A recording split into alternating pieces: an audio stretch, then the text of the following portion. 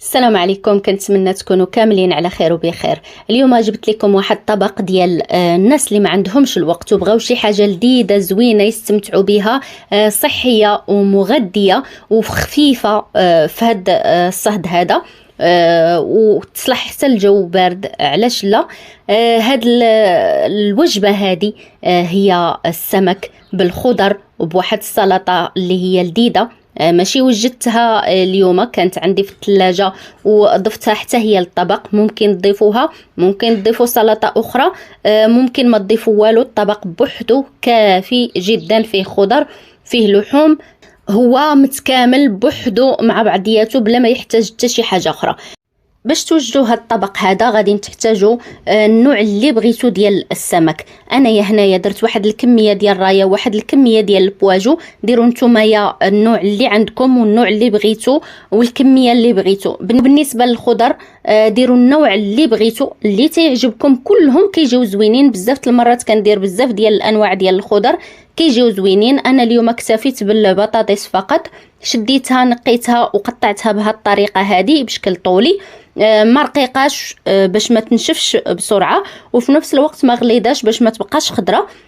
ستفتهم في الطاوه اللي غادا تدخل الفران، ودرت فوق منهم سوغيز. ممكن تاخذوا الطماطم عاديه تقطعوها، ودرت فوق منهم كذلك البصل شرائح وربعة الفصوص ديال الثوم. ممكن ديروا حتى 6 7، ما كاين حتى شي مشكل.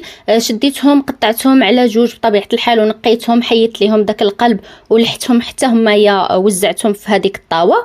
ودرت الاعشاب المنسمه، اي اعشاب منسمه عندكم ديروها، ما كاين حتى شي مشكل.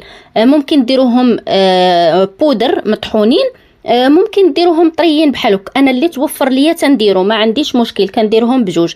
هاد البلا هادو من لي بلا اللي تنديرهم بزاف، كنديرهم بالدجاج، كنديرهم باللحم، كنديرهم بالسمك. النهار اللي ما كيكونش عندي الوقت كندير هاد الطاوه هذه، هي المرقه ديالي سهله ماهله كتوجد بسرعه.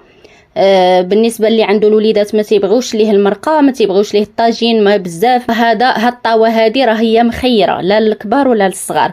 درت الزعتر ودرت الازير، واحد الكميه تقريبا ديال معلقه كبيره اللي هما يطريين. رشيت الكمون اللي هو واحد تقريبا معلقه صغيره ديال الكمون، ورشيت الملحه اللي كتبقى على حساب الذوق. ودرت واحد الكميه وفيره ديال زيت الزيتون. ديروا حتى نص كاس ديال العنبه، كاس لاروب ما كاين حتى شي مشكل، لان زيت الزيتون كيبقى زوين، وواخا يبقى كتطلق فيه ديك المياه ديال الخضر فكتجي لذيذه. انكم ديروها كصلصه مع الخضر والسمك، كيبقاو طريين ما تينشفوش. وفي نفس الوقت هذيك لاصوص كتجي عاقده وكتجي لذيذه زوينه، ما تجيش ميها. حركوا الطاوه ديالكم شي شويه باش تجانس هذيك العناصر، ودخلوا الطاوه ديالكم الفران، ما تغطيوها ما حتى شي حاجه. نص ساعه 25 دقيقه كتكون واجده، بالخصوص لك الفران كيشعل من الفوق ومن التحت. ردوا ليها البال على التحرق.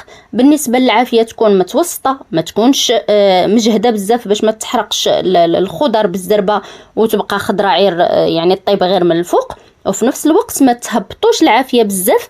علاش؟ لانها غادا تطلق لكم هذيك الخضر وهذاك السمك كاع الماء اللي فيه يطلقوا برا، وما غادا الخضره غادا تجيكم ناشفه، ما غاداش تجيكم زوينه، غادا تنشف.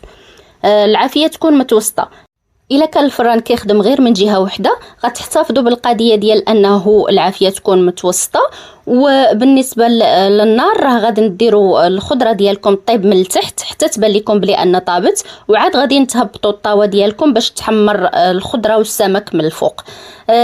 كما كتشوفوا هنايا تقريبا نص ساعه الخضره طيبه، السمك بطبيعه الحال كما كتعرفوا راه ما تيديش الوقت طايب، محمرين لذاذين صحيين، ما تيضروا ما حتى شي حاجه. ياكلهم اللي داير ريجيم، اللي كياكل كل شيء، كتجي غزاله بلا لذيذه بزاف ومتكامله.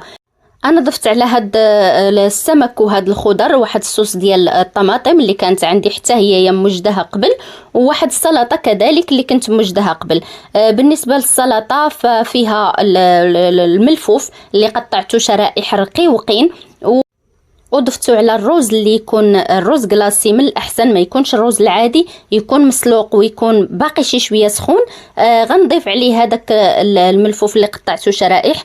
ديروا معاه المايس، ممكن ديروا معاه الفلافل مقطعه رقيقه خضراء او مشويه. ممكن تضيفوا عليه الجزر اللي يكون مبشور في المبشره الغليظه، يكون خضر حتى هو تيجي زوين في هذه السلطه هذه. البانه حتى هي كتجي زوينه في هذه السلطه هذه. بالنسبه لاصوص فهي لاصوص العاديه، الملحه، البزار، زيت الزيتون، الخل ولا الحامض، يعني عاديه. خلطتها كديروها في الثلاجه وكتستعملوها الوقت اللي بغيتو، كتبقى معاكم حتى ل3 ايام، فما كتفسد ما حتى شي حاجه.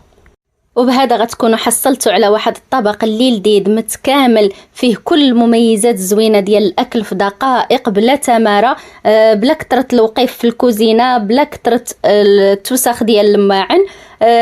وغادي يغنيكم على المرقه والطاجين اللي بزاف الناس كيديروها كتير، مع انه ممكن يعوضوها باكلات بحال هادو اللي حتى هما كيوجدوا بسرعه وكيجيو لذاذين، لا علاقه ليهم مثلا بالطاجين ولا بالمرقه العاديه. وبهذا وصلنا النهاية ديال الفيديو ديالنا. كنقول لكم بالصحة والراحة، مع السلامة، إلى وصفة مقبلة إن شاء الله.